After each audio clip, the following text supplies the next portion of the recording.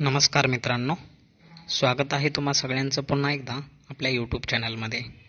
मित्रांनो, जर तुम्ही आमच्या चॅनलवर पहिल्यांदा आला असाल तर कृपया चॅनलला सबस्क्राईब करा, तसेच लाल घंटीचे बटन दाबा, जेणेकरून आमचे नवनवीन व्हिडिओ तुमच्यापर्यंत वेळेवर पोहोचतील आणि तुम्हाला त्याची मदत होईल. तर मित्रांनो, आज आपण जाणून घेणार आहोत कृषी पदविका तसेच कृषी तंत्रनिकेतन याच्यामध्ये असणाऱ्या नोकरीच्या संधीबद्दल. मित्रांनो, कृषी पदविका आणि कृषी तंत्रनिकेतनमध्ये सध्या महाराष्ट्रामध्ये याची प्रवेश प्रक्रिया सुरू झाली आहे. तर ज्यांना प्रवेश घ्यायचा असेल ते प्रवेश घेऊ शकता. तर याच्यामध्ये तुम्हाला नोकरीच्या संधी शासकीय संस्थांमध्ये खालीलप्रमाणे आहेत. जसे की महाराष्ट्र शासनाच्या कृषी विभागामध्ये कृषी सहाय्यक म्हणून तुम्ही नोकरी करू शकता. तसेच पाटबंधारे विभागामध्ये कालवा निरीक्षक म्हणून सुद्धा कृषी पदविकासाठी आणि तंत्रनिकेतनसाठी जागा असतात. तसेच कृषी विद्यापीठामध्ये क्षेत्रीय अधिकारी म्हणून तुम्ही नोकरी करू शकता.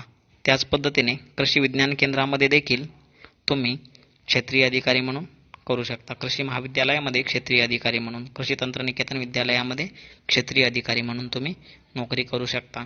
तशाच पद्धतीने अशासकीय संस्थांमध्ये सुद्धा तुमच्यासाठी नोकरीच्या संधी उपलब्ध असतात. ज्याच्यामध्ये बियाणे कंपनी असेल, त्याच्यामध्ये तुम्ही क्षेत्रीय अधिकारी किंवा विक्री अधिकारी म्हणून नोकरी करू शकता. त्याच पद्धतीने रसायने कंपनी असेल, त्याच्यामध्ये तुम्ही मार्केटिंग अधिकारी, विक्री अधिकारी अशा पद्धतीने नोकरी करू शकता. खताच्या कंपनीमध्ये तुम्ही नोकरी करू शकता. त्याच पद्धतीने काही NGO असतात ज्या कृषीवर आधारित असतात. अशा NGOमध्ये देखील तुम्ही नोकरी करू शकता. तसेच मॉल्समध्ये कृषी उत्पादने परचेस ऑफिसर म्हणून वॅकन्सी असतात, जिथे तुम्ही नोकरी करू शकता. तसेच पॉली हाऊसमध्ये उत्पादन निरीक्षक आणि किंवा फील्ड ऑफिसर म्हणून तुम्ही नोकरी करू शकता. त्याच पद्धतीने मित्रांनो, निमशासकीय आणि सहकारी संस्था याच्यामध्ये देखील नोकरीच्या संधी उपलब्ध आहेत. ज्यामध्ये सहकारी दूध डेअरी असेल, दूध उत्पादक संघ असेल, ज्याच्यामध्ये तुम्ही क्षेत्रीय अधिकारी किंवा विक्री अधिकारी म्हणून नोकरी करू शकता. नंतर तुम्ही RCFमध्ये क्षेत्रीय अधिकारी किंवा मार्केटिंग अधिकारी म्हणून नोकरी करू शकता. इफ्कोमध्ये क्षेत्रीय अधिकारी किंवा मार्केटिंग अधिकारी म्हणून नोकरी करू शकता.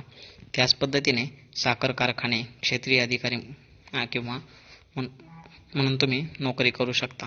त्याच पद्धतीने मित्रांनो, स्वतःचा उद्योगधंदा करण्याच्या बी खूप संधी उपलब्ध आहेत तुम्हाला कृषी पदविका आणि कृषी तंत्रनिकेतन पूर्ण केल्यानंतर. याच्यामध्ये तुम्ही स्वतःचे बियाण्याचे दुकान टाकू शकता, स्वतःचे तुम्ही खताचे दुकान टाकू शकता. याचे लायसन्स तुम्हाला महाराष्ट्र शासनाकडून उपलब्ध करून दिले जाते.